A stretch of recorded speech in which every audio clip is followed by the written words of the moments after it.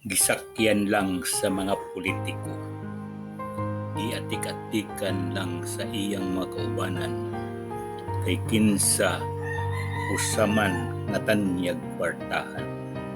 Himuon siya og kandidato sa katawhan para mabalhin o mabahinan sila sa iyang kayamanan.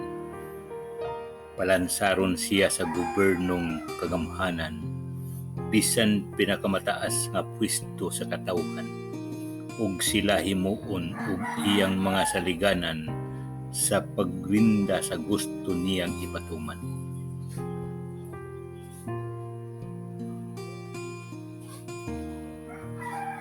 Kung makadaog mataw gayud ang korupsyon, kay ang mga kalamay maumay pagdulduulon sa pagliko-liko sa balaod ug pagdala sa tawo, muburot na gayud ang bulsa sa mga politiko.